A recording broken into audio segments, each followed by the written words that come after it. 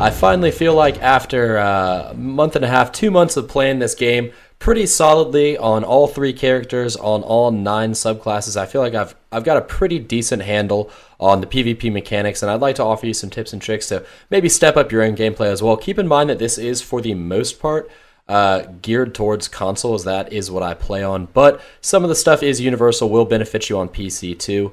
The reason we've put this off for so long is because I really wanted to feel like I firmly had a grasp on the game myself before I started telling other people what to do. We talked about doing this about 2 weeks ago.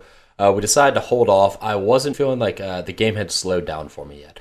If you ever hear players of various sports, sometimes of video games too, talk about what happens once they finally learn something, they understand something, they say everything like slows down for them. And one of the first things I realized that I needed to do was I needed to pick my weapons a little bit better. I was letting the meta dictate my guns based on what I saw other people killing me with. And using meta archetypes is obviously not a bad idea. The meta archetypes are the most powerful, but there are more than one gun in each archetype. The Uriels and the Mida are extremely popular right now. Last Hope is extremely popular. But there are other weapons in those archetypes. And I'll be honest, I don't like Mida. I've never liked Mida. It feels weird to me. It feels like a paintball gun. I don't like the sight on it. I've never been a fan of Mida. I had some success with it, but I was forcing myself to use a gun that I wasn't necessarily comfortable with. And so what I did is I started experimenting with other weapons in that archetype. I tried the Mananin, which has explosive rounds. I found a little bit of success with that. And then I found the Conspirator, which is the Raid Scout rifle, which has Firefly, and I absolutely love it. I found a new love in that gun. And the same thing with my auto rifles. You know, I was trying to force myself to use the Uriels. I honestly just wasn't a fan of it. Didn't really like the sights. Didn't like the feel of it. I liked the fact that it had high cal rounds, but didn't really like the gun. I tried the Prosecutor. I liked it a lot more. I switched it up to a different auto rifle. I'm actually using the Iron Banner auto rifle right now, and I have Ghost Primus as well, and I've been swapping between the two of those. You know, we already talked about how I started using Lincoln Green, how I've been using Vigilance Wing. I prefer the Last Dance over the Last Hope, if I'm being totally honest here. So one of the things that I want to say is you got to find a gun. I always advocate playing the meta because the meta's there for a reason. It's the best guns, the best archetypes, the easiest to use, best combination of ease of use and time to kill. So I always advocate playing the meta, but at the same time, you got to find a gun that feels good for you. If you aren't enjoying the weapon you're playing with, it doesn't matter if it's the best gun in the game. If you're not enjoying it, you're probably not going to do well with it. And for the most part, for the majority of players out there, it's okay to use a gun that kills a little bit slower than the meta weapons. It's okay. Because the vast majority of players you run into aren't going to perfectly 5-tap you with a Mida every single time. They're not going to perfectly kill you in 9 shots with the Uriels every single time, so you have a little bit of wiggle room. And if you playing with a gun that you're comfortable with means they miss 1 shot and you miss no shots, or they miss 2 shots and you only miss 1 shot, then that can be the difference between you winning and you losing, even if you're using a better gun but missing more shots, you know? So I had to find some weapons that were comfortable for me. I started at the meta, and then I went in like ever-expanding circles. I wanted to stay as close to the meta as possible, but at the same time, I didn't want to be bound by the fact that Mida is popular and that Uriels is popular. Yeah, I definitely feel where you're coming from there. I will say I do like the way that Mida feels myself, but there's something about Uriels that just feels a little bit off to me, and I've actually found for me the number feels a lot better, even though I feel like the perks are maybe not quite as good. It feels more natural to me. I have an easier time landing headshots, and so I tend to do better with the number. So I see where you're coming from there. There's some room to experiment that maybe you might not get that impression if you spend all your time on the forums or just looking at, you know, what the weapons are that are getting the most kills. You might not see that there are in fact some other options that are still very effective. Yeah, absolutely. And we had a question, I believe, in our Discord that talked about, well, what if, you know, maybe you're not the best player out there right now. You're not quite at the level where everyone is using the meta. And so he goes on to ask, you know, hey, if I'm only getting like 50-50 on a good day, what do I want to use as a player? And you know, I think that's a good question. There are actually a couple of guns that fit that 50-50 breakdown really, really well. We'll start with scout rifles. I highly recommend the precision archetype, in particular Nameless Midnight and Tone Patrol. Both of them require 3 crits and 2 bodies, so not quite 50-50, 60-40. But the wonderful thing about them is, even if you don't hit any headshots at all, 6 body shots will net you the kill. And it's one of the fastest body shot times to kill for those long distance primaries in the game, 1.67 seconds. Actually faster than the Mida by about 4 frames. So that's pretty nice. They're very, very competitive. Nameless Midnight has explosive rounds, which means it increases the flinch your opponent suffers, and it randomizes it. It bounces in all directions. And Tone Patrol, I don't know why, but the Tone Patrol is so darn sticky. It is unbelievably easy to get headshots with. I was trying it out a while ago, and I found myself just obliterating people, and it has high caliber rounds, and it has, I believe it's called Dragonfly in this iteration of Destiny, but it's the Firefly perk, which makes people explode if you do get a critical kill, which is really, really awesome. So I highly, highly recommend the Tone Patrol and the Nameless Midnight. You know, the other thing, too, just to keep in mind, explosive rounds, not only will that kind of increase and randomize the flinch, but people tend to group up a lot in Destiny, and especially, if you're in maybe a lower to a mid-level skill bracket, sometimes people get way too close together, and it's very easy to punish them for that with a weapon that has explosive rounds. So really, one good general tip if you're looking for new weapons to try, explosive rounds is it's a very solid perk. It has a lot going for it. Also in the scout rifles, Mananan, does Mananan have explosive rounds as well? Mananan does have explosive rounds. Mananan. Yeah. Well, I guess who knows how it's pronounced. But yeah, so you've got a explosive payload, I guess. They had to change every name just slightly, just to throw us off. Firefly to Dragonfly, explosive rounds to explosive payload, just for fun. Yeah. It's definitely worth taking a look at. It's in the lightweight category, which is the same category as the Midas, so it's got a very solid optimal time to kill, and if you do happen to miss a shot, you might buy yourself some time with explosive rounds. You might catch, maybe you shoot the ground at their feet and you get a little extra damage in there. Maybe that keeps you in the game. Moving on from that, there's actually a couple hand cannons, which hand cannons on PC are, I would call them meta right now, because they're highly, highly accurate and they allow a very mobile style of gameplay. But on consoles too, outside of super high level play, you probably can get away with using a hand cannon. The adaptive archetype, which is Better Devils, Minuet, Judgment, Annual Skate, the old fashioned, those ones, they don't kill very fast, and in fact they kill very slowly. But up to 5 resiliency, you can get a kill in 1 critical hit and 3 body shots. So you can actually be extremely, extremely forgiving right there. Hit 25% headshots instead of 50%. And stuff like Better Devils, Better Devils has explosive rounds, so again, the flinch is definitely an effect, or effective against your opponents. Annual Skate, Minuet 42, Judgment, the old-fashioned, they all have pretty darn good stats across the board as well. So you really can't go wrong with any of those if that's something you're looking for. Yep. You don't have to go too far to find somebody singing the praises of Better Devils. Explosive rounds makes that gun feel very forgiving. For auto rifles, I don't particularly have a great auto rifle recommendation for someone who's hitting maybe only 50%. I think you had one though that you felt like you thought it was a good fit. I'm waiting for the guiding star to be in the game and not just in the database. But until that happens, I guess I actually really kind of have 2 guns that you might try. Valakadin is a rapid fire auto rifle. And it's got some pretty decent perks. I guess I should pull them up here. Perseverance is in the same category. I feel like Valakadin just performs better. That may just be me. Obviously, try them both out, see what feels good to you. But for my money, Valakadin has outperformed Perseverance pretty handily. Because I was saying its name, I looked up Perseverance's perks. But the other gun that I wanted to throw, it's in the same category, is the Sand Wasp, which is actually rare. It's a blue auto rifle in that rapid fire category, and it has high caliber rounds. So that is a gun worth keeping an eye out for. I have been hunting for it, and a couple of my friends have gotten it since I started hunting for it, but I have not yet been able to get a hold of one. Okay, yeah, so Valakut, what I think makes it pretty good, especially for somebody who's not super accurate, it does have under pressure, which improves the stability and accuracy as the magazine gets lower. It has a pretty hefty magazine as well, 53 rounds in the mag, so you could just spray all day long. And then it's also got a couple of solid choices as far as the barrels go. I think I generally go with corkscrew rifling, but just, again, whatever feels good to you.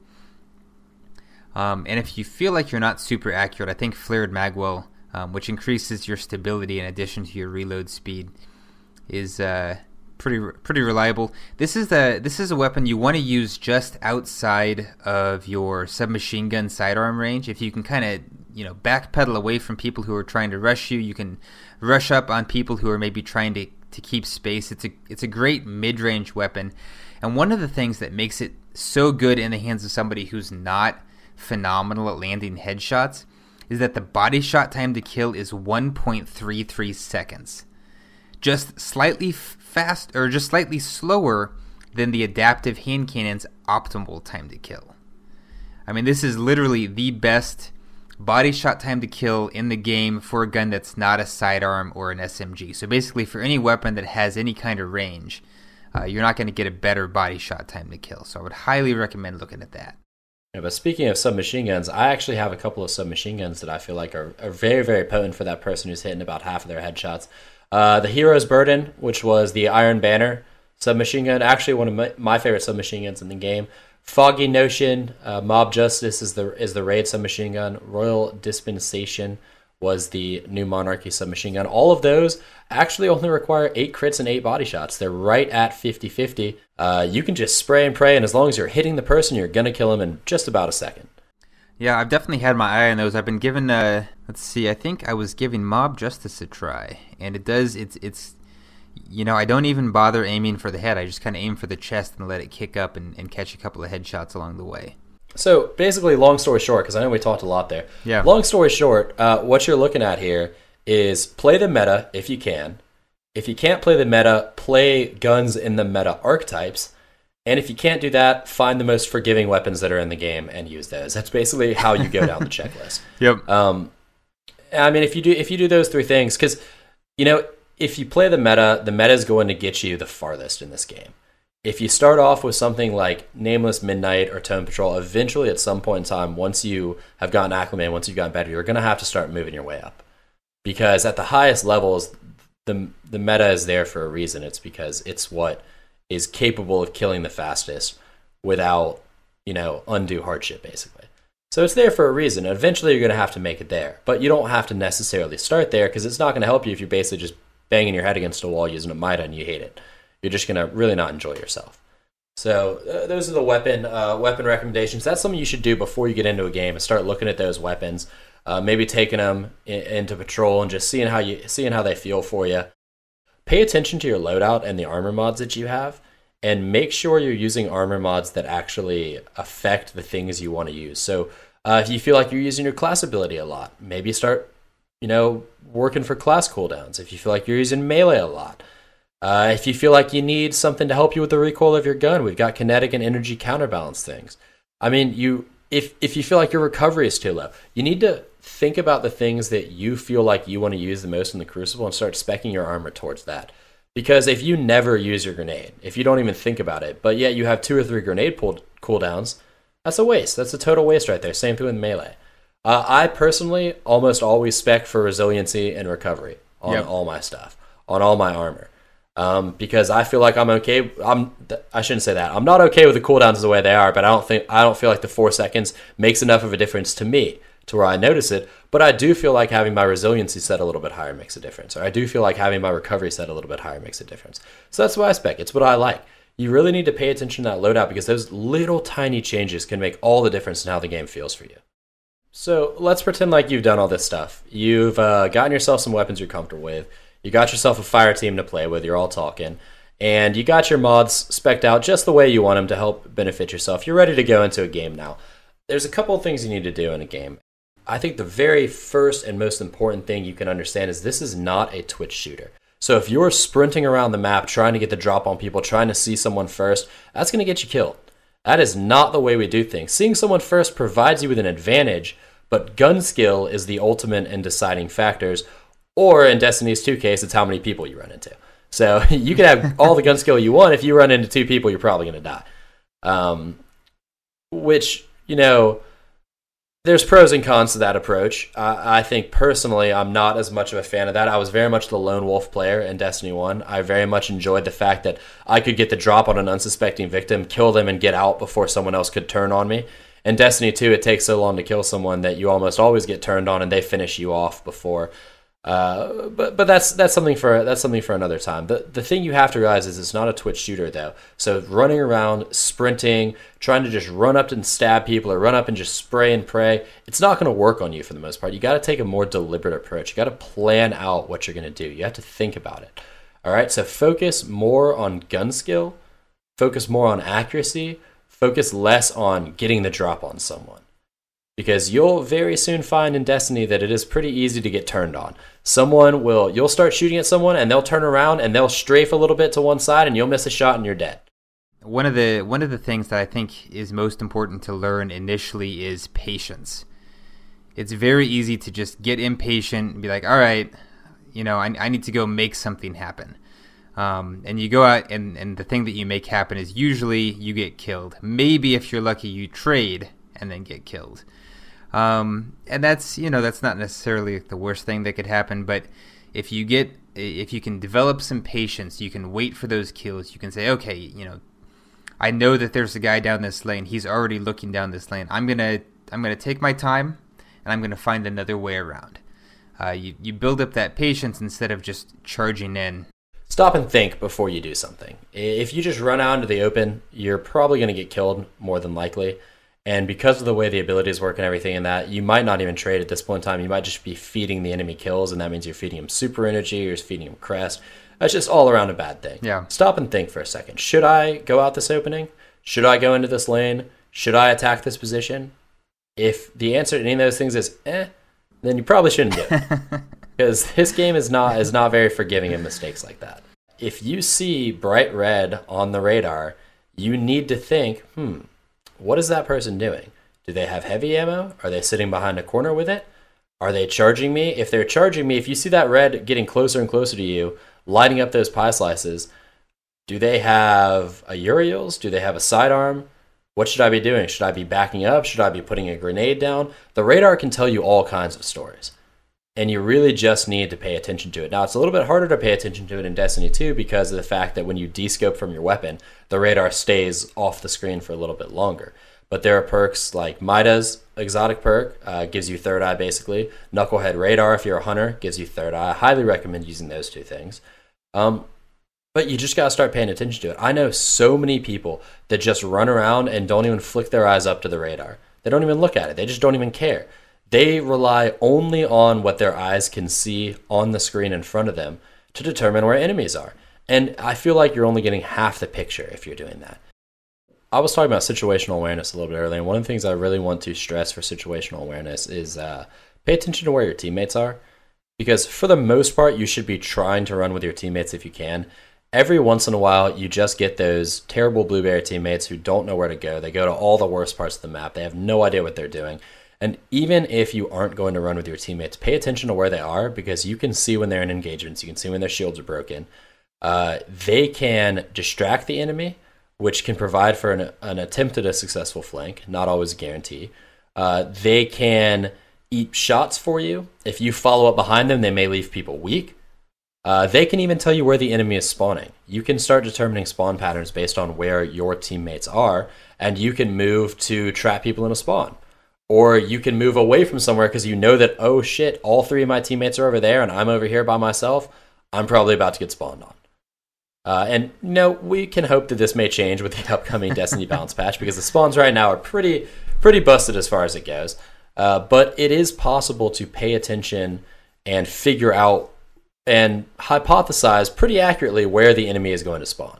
But the ability to either use your team as a distraction or use your team as a meat shield or use your team to actually provide you some sort of assistance depending on the level of skill your Randys have, it is something that you're going to have to do. I mean, it just point blank, you have to learn what your team is doing.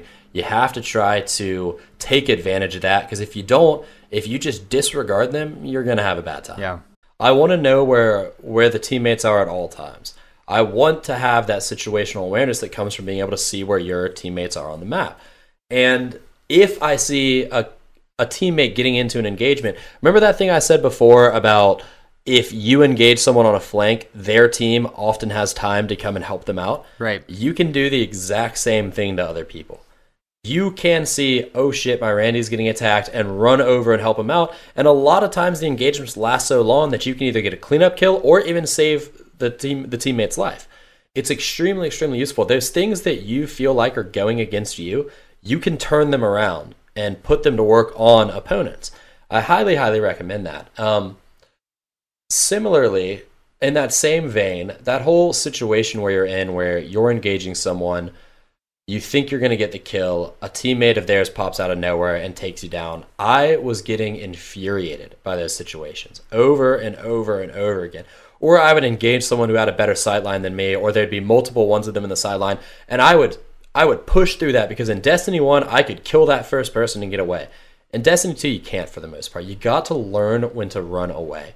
If you are outnumbered, if you sense an engagement going south, if someone has the jump on you, run away. Get away. The same way that your movement speed is slowed down in Destiny 2, so is theirs. They're probably not going to be able to hunt you down. And if they really, really want to, run back to where your Randys are. Exactly. Lure them in like it's a trap. But you have to understand, and if an engagement is going poorly, don't just stay in the engagement and stubbornly try to get that kill. You probably won't. As soon as the engagement starts to go badly, get out. Just leave. Back up. You should never be engaging so far out in the open that you have no escape route anyways. And I was noticing that I was doing this the other day, and it felt good. I would go up to an engagement, and I would start shooting a guy, and I would get him down to about half health, and a teammate of his would poke his head out. And at that point in time, early on in Destiny 2, I would have stayed to try to finish off that first guy, and they probably both would have two-tapped me, and I would have died. At best, I would have traded. But I would have died. So what I do now is I retreat, and I regroup, and I try to come at it from another way. I try to isolate one of the two of them. Or maybe I'll wait for my help to come. Maybe two of my teammates were a couple of seconds behind me. And if I just back up and wait for them to get to me, because they've been keeping an eye on me too, then we can all push, and we outnumber them 3-on-2. There are an infinite number of things you can do, but staying in an engagement that you know is going poorly and losing is the absolute worst. There's no shame in living to fight another day in Destiny. So it was true in Destiny 1. It's even more true, like you said, Merc. It's even more true in Destiny 2 than it was before.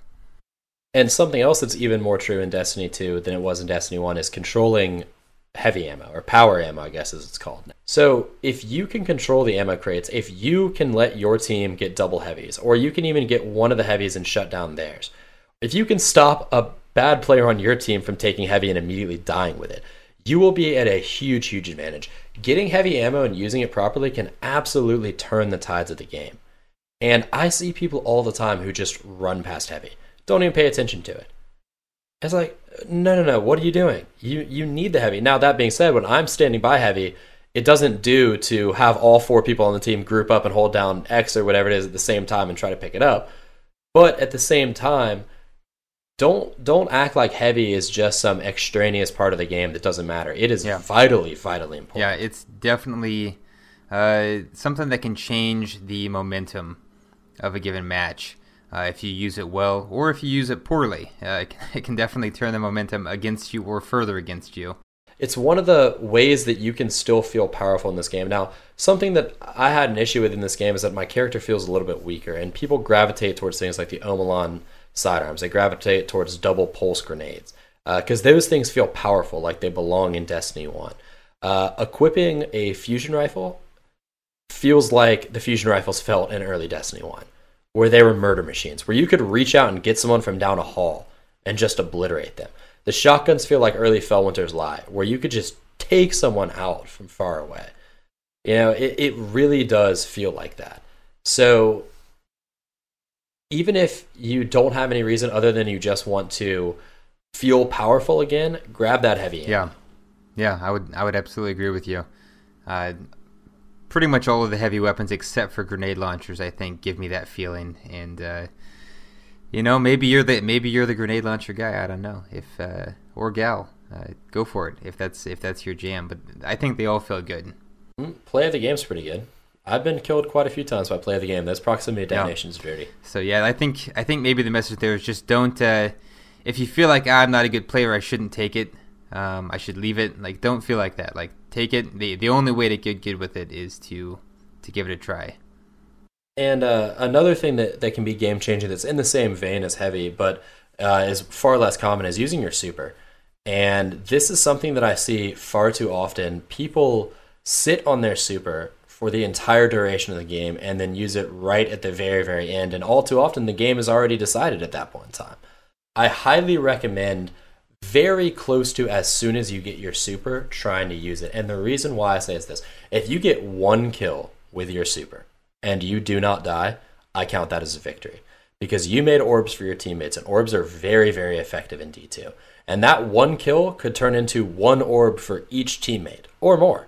But one orb for each teammate. And then all three of your teammates are now closer to their supers. And if they use their 3 supers, that is now 3 orbs for you. And the sooner you use your super, the more likely you are to get a second super at the end of the match anyways. And the last thing that I'd probably say, and perhaps one of the most important things, although we did save it for last, you need to learn the maps. We actually had an entire maps episode that we talked about a while back, the differences between the types of maps, but map knowledge can make or break you as a player.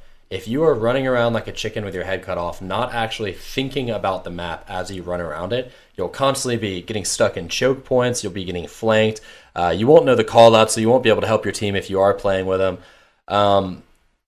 There are a bunch of maps already out on Crucible Playbook right now that you can look at.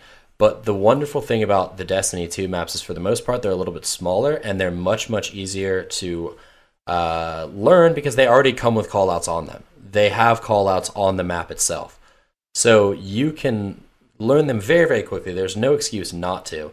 And once you start to learn the maps, you can learn, this is where I need to go, this is where I need to defend. For instance, Control on Emperor's Respite. You know that you want to have B and A. A is the outside capture point. You don't want to be stuck at C because it's easier to defend B from A. And once you get B and A, you're basically forcing the other team to attack you. It's like holding C and B on Shores of Time in Destiny 1.